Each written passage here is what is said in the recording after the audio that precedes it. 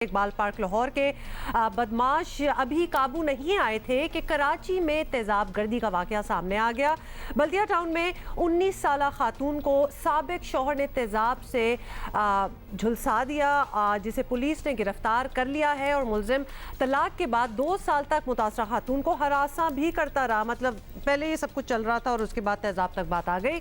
दूसरी जानिब लाहौर में खवातीन को हरासा करने की कई वीडियो सामने आ चुकी हैं और रिक्शे में खातून से बदतमीजी करने की वीडियो बनाने वाला गिरफ्तार कर लिया गया है और मुकदमे में नामजद 12 में से 2 अफराद ज़ेरे हरासत है। 12 अफराद थे। मुतासरा लड़की ने अब तक मुल्ज़िमान की शनाख्त नहीं की है। मीनार पाकिस्तान वाक़े पर अब तक 126 अफराद गिरफ्तार किए जा चुके हैं, जिसमें 70 अफराद को अदालत शनाख्त परेड के लिए जेल भेज चुकी है। मुल्क भर में आए रोज़ ख़वातीन के साथ पुरतशद्दुद वाक़यात हो रहे हैं, रासा किए जाने के वाक़यात हो रहे हैं और इसके अलावा जो गुज़श्ता 2-3 दिन में रेप केसेस सामने आए हैं माइनर्स के साथ भी और एक 16 साल बच्ची के साथ जो वाक़या हुआ है वो भी हमारे सामने है। और इस सारी सूरत हाल में हमारे सोशल मीडिया पर सिर्फ एक बहस गर्म है, वो है फेमिनिज्म पे डिस्कशन।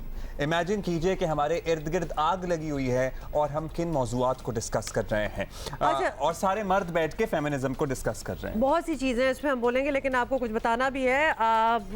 तेजाब गर्दी के वाक़यात में दोबारा इजाफा हमें नज़र आ रहा है। तफरीही मकामात महफूज बनाने के लिए बग़ैर फैमिली मर्दों के दाखिले पर पाबंदी की तजवीज़ भी सामने आ रही है। ये भी एक एक्सट्रीम वैसे तो एक मेजर है जो लेना पड़ रहा है और लोग इस पर क्या कहते हैं ये ज़रूर हम आपको सुनाना चाहते हैं। Let's watch. अब लड़का क्या करेगा?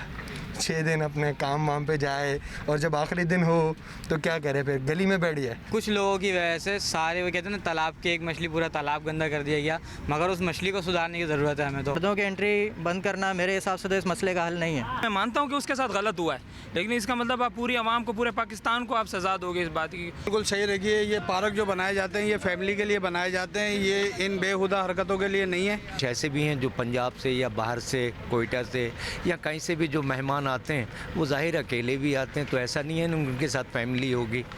उनको अगर आप बाहर खुली फ़ज़ा में सांस नहीं लेने दोगे तो घर में तो भाई कोई भी बैठा हुआ मरीज़ हो जाएगा। उसका क्या कसूर अगर उसका बाल बच्चा कराची में नहीं है, किसी और शहर में है। बिल्कुल ऐसा होना चाहिए कि पार्क में जो भी आए वो फैमिली के साथ है। हुकूमत ने टोटली गलत फैसला दिया है, तो इसका मतलब ये है कि हम अपनी फैमिलीज़ को लेके जाएं और जहाँ पर हमारा कोई काम हो और जहाँ पर हमको जाना हो तो हम फैमिली का इंतज़ार करें। यहाँ पर अमूमन लिखा जा कह देते हैं कि किसी शॉपिंग मॉल में भी लेडीज़ फैमिली डे है तो वहाँ पर मर्दों को जाने नहीं देते, औरतें फिर अकेली के लिए चले जाती हैं। ज़ाहिर है पार्क के सब वास्ते वे मर्द बच्चे औरतें पार्क बना करे वास्ते वे पे पाबंदी लगा के बढ़ा लिए तो कोई हल नहीं है। पार्कों में ना मर्द को फैमिली के साथ जाना चाहिए, अदरवाइज अकेले नहीं जाना चाहिए, गलत बात है। हुकूमत वक्त और हुकूमत पंजाब जो कर रही है ये नाइंसाफ़ी के ज़ुमरे में आता है। ये पार्क तो सभी इंसानों के लिए बने हैं, हर आदमी जाएगा, एंजॉय करे, फैमिली के साथ जाए। क्यों लगनी चाहिए? वजह भी तो बताएं। मर्दों पे हर जगह पाबंदी लगनी है। गवर्नमेंट को बजाय ये पार्कों पे पाबंदी लगाने के बजाय गवर्नमेंट को अपना कानून पे देखना चाहिए, कानून को सही करना चाहिए। ये पाबंदी तो नहीं लगनी चाहिए क्योंकि मर्दों जो जिस तरह के मर्द वहाँ पे थे सब मर्द ऐसे तो नहीं है। ये पार्कों में जो औरतों के लिए सिर्फ बना है, मर्दों के लिए नहीं बना। तो ये तो हुकूमत का गलत फैसला है। क्यों मर्दों को पाबंदी लगा रहे हैं? पाबंदी लगाएं उन पे जो उस तरह के आपको छिछोर बनाते हैं, जो उस तरह हल्ला गुल्ला करने आते हैं, उन पे पाबंदी लगाएं।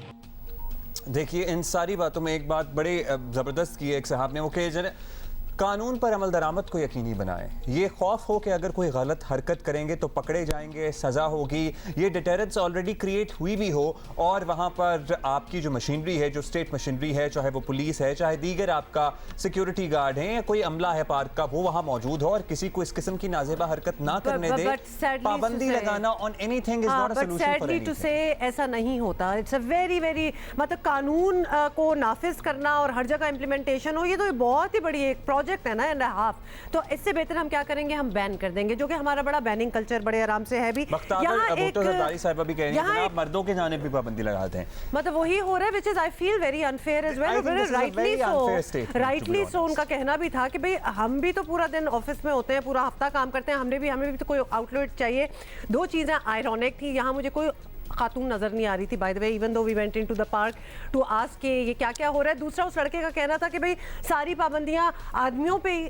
बेटा अभी आपको अंदाज़ा हो रहा है पाबंदियों का, वरना आपको शायद अंदाज़ा नहीं है कि ख़वातीन को पाबंदियां होती हैं, आदमियों को तो अभी पहली बार कोई जिक्र हो रहा है, अभी होगी भी नहीं वैसे। अच्छा जी, इसी पे हम बात करेंगे। लाहौर से हमें ज्वाइन कर रहे हैं अहमद फराज, कराची से हमें ज्वाइन कर रहे हैं ज़ीशान शाह, और सबसे पहले हम चलते हैं ज़ीशान के पास। ज़ीशान, कराची में बाय द वे 2 वाक़यात हुए हैं तेज़ाब गर्दी के। एक तो ये 19 साला लड़की ज़ीशान और रिमशा वाला वाक़या, और दूसरा इससे पहले भी एक वाक़या गालिबन 10 मुहर्रम को या 11 मुहर्रम को रिपोर्ट हुआ था, उसमें खातून की तरफ से हमला किया गया था तेज़ाब के ज़रिए। प्लीज़ दोनों की डिटेल ज़रा बताइएगा। देखिए ये दोनों डोमेस्टिक केसेस हैं और अनफॉर्चुनेटली दोनों में एक जगह पे बीवी ने अपने शौहर के ऊपर, साबिका बीवी ने साबिका शौहर के ऊपर तेज़ाब फेंका, जबकि दूसरे में साबिका शौहर ने साबिका बीवी के ऊपर जो ये तेज़ाब का ये वाक़या हुआ था ये किया। ये दोनों वाक़यात 2 दिन के अंदर ये रिपोर्ट हुए हैं। अगर थोड़ी सी तफसीलात की बात करें तो दोनों में जो चीज़ें कॉमन नज़र आई हैं कि दोनों के अंदर डिवोर्सेस हुई हुई थी। एक जानिब खातून की जानिब से फोर्स किया जा रहा था कि शादी दोबारा से कर ली जाए, जबकि दूसरी जानिब जो ये रिमशा और ज़ीशान का वाक़या है इसमें जो लड़का है जो मुल्ज़िम मरकज़ी मुल्ज़िम भी है उसकी जानिब से फोर्स किया जा रहा था कि दोबारा से शादी कर लें। तहम जो मुतासरा खातून हैं उन्होंने अदालत में खुला भी दायर की हुई थी, लेकिन उसके बाद में जब सुबह के वक्त वो अपने दफ्तर जाने के लिए निकली तो उसको गली के करीब भी सईदाबाद के इलाके में उस लड़के ने इंटरसेप्ट किया, रोक के पहले तो पकड़ने की कोशिश की। तेज़ाब लड़की ने देख लिया था और जो ही उसने बचने की कोशिश की तो उसने फॉलो करके उसे पकड़ के उसको तेज़ाब से उसके ऊपर तेज़ाब फेंक दिया, जिसकी वजह से वो तकरीबन 39% वो जो रिमशा जो है जो मुतासरा खातून है वो जल गई थी, जबकि जो मेल का जो वाक़या था वो 15% इसके अंदर जले थे। इन दोनों केसेस में जहाँ वो एक शादी ब्याह का तो केस है, डिवोर्स के केसेस हैं, लेकिन इन दोनों में कॉमन फैक्टर है एसिड। दोनों घरेलू कोई प्रोफेशनल क्रिमिनल्स नहीं है, कुछ भी नहीं है, लेकिन इनको बहुत इजीली जो एसिड की फराहमी है उसकी वजह से ये एसिड मिल कैसे जाता है इस तरह आम दुकानों पे, इस पे भी हम बात करेंगे। कितने साल पहले आपको पता है कि लॉ आ चुका है, कानून साजी है कि आप इस तरह बेच भी नहीं सकते, it's not supposed to be sold like that. हम बात करेंगे, लेकिन अहमद की तरफ जाएंगे लाहौर में। जी बिल्कुल अहमद, बताइए आपके पास क्या लेटेस्ट है, क्योंकि एक तो ग्रेटर इकबाल पार्क के हवाले से भी आपसे पूछना चाहते हैं, गिरफ्तारियों के हवाले से भी प्लीज बताइएगा। गिरफ्तारियां जो हैं इसमें जारी हैं पुलिस की, और देखें ये जो मुकदमा तो आयशा का जो मुकदमा दर्ज किया गया था वो दर्ज किया गया था 400 अफराद के ख़िलाफ़, लेकिन गिरफ्तारियां जो उन्होंने की हैं उसमें 60 से ज़्यादा गिरफ्तारियां हैं, कोई कह रहा है कि 90 गिरफ्तारियां हैं। तो देखें ना, अगर देखा जाए तो ये आप क्लिप्स में भी देख रहे होंगे, है तो ये वही टोली तो वही एक ही है, वो 60-70 लोगों की। अब 400 लोग ये कहाँ से गिरफ्तार करेंगे, कैसे उनकी शनाख्त पे करवाएंगे, और जो ख़ास तौर पर जो नादरा की तरफ से इन्होंने जो नादरा को तस्वीरें भेजी हैं या इन्होंने जो स्टिल्स बनाई थी वो सिर्फ इन्होंने 30 वीडियोज़ में से 60 लोगों की उन्होंने स्टिल बनाई थी और 60 लोगों को ही इन्होंने अरेस्ट किया, और उसके बाद उन्होंने 2 मरतबा इनको जुडिशल रिमांड पर अब जो है वो जेल भेज दिया। ज़ाहिर है वो एक प्रोसेस होगा, वहीं पर जाके उनकी शनाख्त पेश की जाएगी। अहमद प्लीज़ ज़रा क्लियर कीजिएगा, बाज़ मुतज़ाद सोशल मीडिया पे आपको पता है ना इस वक्त सबसे ज़्यादा डिस्कस होने वाला वाक़या ये आयशा का है। बाज़ इत्तलात के मुताबिक जनाब सिक्योरिटी गार्ड्स ने मुबैना तौर पर यह बयान दिया है कि एक दफ़ा आयशा को इस पार्क से इन गुंडों से बचाकर बाहर निकाल दिया गया था, then she again decided to come back. इसमें कितनी हकीकत है, क्योंकि अगर कोई हकीकत है तो हम डिस्कस कर लें, अगर सिर्फ प्रोपेगेंडा है तो भी बात क्लियर होनी चाहिए, क्योंकि विक्टिम ब्लेमिंग उरूज पर है इस वाक़े को लेकर। अब्दुल्ला, मैं तो वहाँ पे मौके पे गया था, मैंने तो जाके एक एक चीज़ वहाँ पे देखी थी। जो क्राइम सीन है ना, क्राइम सीन मैंने देखा था, क्राइम सीन के चारों तरफ बाड़ लगी हुई है और ये जो हजूम था ये बार क्रॉस करके ही अंदर गया था। जहाँ तक ये बात है ना कि अगर सिक्योरिटी गार्ड ने ये कहा कि उसको निकाला गया था तो ये गलत है। देखें वहाँ पर जो जियो फेंसिंग में जो तादाद आई ना उस रोज़ मीनार पाकिस्तान में ग्रेटर इकबाल पार्क में, वो 90,000 लोग वहाँ पर मौजूद थे उस दिन।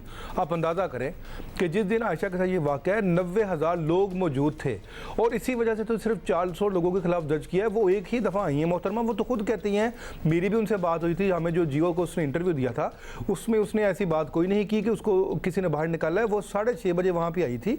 जब वहाँ से उसको निकाला गया जब वो पार्क के बाहर गई है तो पार्क के बाहर पुलिस मौजूद थी, उसको पुलिस ने अंदर से रेस्क्यू नहीं किया। आप ये जो क्लिप्स देख रहे हैं यहाँ पर, तो आप देख सकते किसी क्लिप में पुलिस नहीं है, किसी क्लिप में पुलिस जवान, डॉल्फिन एहलकार या थाने का कोई जवान मौजूद नहीं है। तो उसको अगर यहाँ से किसी ने, अगर पुलिस ने रेस्क्यू किया होता तो जाहिर है उनका कोई क्लिप होता। ये तो यहाँ से बचती बचाती बेचारी अपनी इज्जत बचाती, ठीक है ज़ीशान के पास बड़ी मुश्किल से आएंगे अहमद के पास दोबारा से। लेकिन यहाँ में बिल्कुल एक फुट नोट, लोग जो हमें देख रहे हैं, हु वांट टू फॉलो कि इसके आगे क्या हुआ, प्लीज नोट कीजिएगा कि सोशल मीडिया पे जो सुन रहे हैं वो ऐसे ही ना आप मान लिया करें। जब तक प्रॉपर तहकीक, कोई इन्वेस्टिगेशन, तफ्तीश हो, उसकी रिपोर्ट आप माने, वरना तो ये लोग मानना स्टार्ट हो गए जी वो बाहर भी गई थी, वापस भी आई, उसने खुद बुलाया, मतलब अगले दिन पता नहीं तस्वीर लगाई थी। एक अजब प्रोपेगेंडा चल रहा है ज़ीशान, वही वाली बात कि ये एसिड, ये जो वाकयात हो रहे हैं, ये एसिड इस तरह आराम से मिल रहा है। फिर बहुत सारी आगाही मुहिम के बाद पाकिस्तान में ये एसिड थ्रोइंग वाकयात कम हो गए थे। और अब हम बात करते हैं ना, वैसे भी लोगों का एक प्री कंसीव नोशन इसके साथ है जनाब, जब भी डिस्कस करेंगे पाकिस्तान को बदनाम करने की कोशिश हो रही है। तो ये कितने अरसे बाद ये दो वाकयात रिपोर्ट हुए हैं? क्या वाकई इतनी ज़्यादा अवेयरनेस के बाद ये वाकयात बहुत कम हो गए? देखिए, कानून साजी जब हुई थी उसके बाद में कंपैरेटिवली फ़र्क देखने में आया था। जो प्रोफेशनल क्रिमिनल्स होते हैं, हम ये बात बार बार मेंशन करते हैं कि उनके लिए तो मुख्तलिफ वेपन्स वगैरह जो होते हैं उससे कुछ भी वारदात करनी होती है वो कर लेते हैं, लेकिन ये कोई गुस्से में आके अपने आपे से बाहर होके ये तेज़ाब तक रसाई, ये इसको फोकस की ज़रूरत है। कोई एक वाक़या भी होता है तो इससे जो विक्टिम होता है उसको जितना बड़ा नुकसान होता है वो दोबारा रिकवर नहीं हो पाता। कानून साजी हुई थी पिछले गुज़िश्ता साल, एक केस यहाँ पे रिपोर्ट हुआ था हम अब, लेकिन एक रिपोर्ट के मुताबिक 1994 से लेकर 2018 तक पाकिस्तान में 9300 से ज़्यादा एसिड बर्निंग केसेस रिपोर्ट हुए हैं।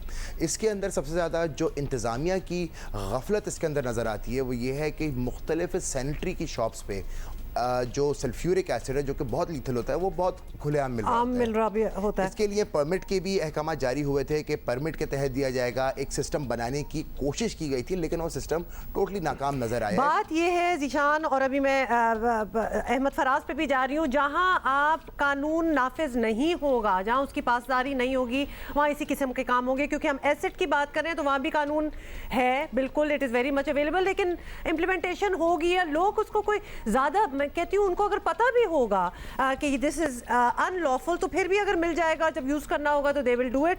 Coming back to Ahmad Faraz, बात सारी वहीं आ गई, अभी हम कानून नाफिज करने की बात कर रहे हैं। शनाख्त परेड के हवाले से बताएं, बहुत से लोगों का ये भी कहना है, हमने पढ़ा है अखबार में, बहुत से जो अरेस्ट हुए हैं जिनका नाम आया है उन 400 में, उन्होंने प्री अरेस्ट बेल भी ले ली है कि हमें मलाइन किया जा रहा है। तो बहुत से लोग इस किस्म की भी केस जो है वो फाइट कर रहे हैं, ये बताइए। और दूसरा रक्षे वाला जो केस है उसकी क्या अपडेट है वो भी बताइए।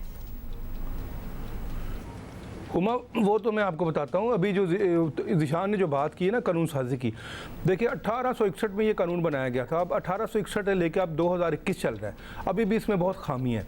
तो इस पर हम मज़ीद बहस बाद में करेंगे। जहाँ तक आपका सवाल है वो ये जो आप बात की है इसकी शनाख्त परेड की, तो शनाख्त परेड में ज़ाहिर है वो खातून जो है वो शनाख्त तो करेगी, लेकिन वो जिन नौजवानों के घरों में छापे पड़े हैं ना, वो घरों से निकल गए थे।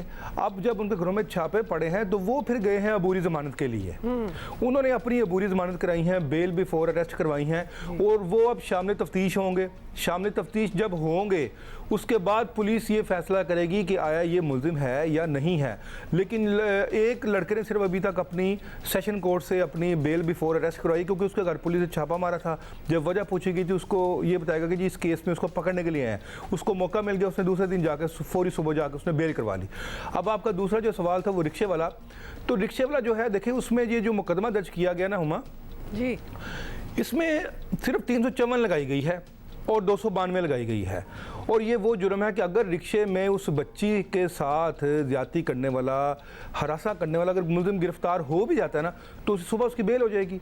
देखिए 354 लगी ही नहीं है, अब 354 सिर्फ 354 लगी है कि खातून को हरासा करना।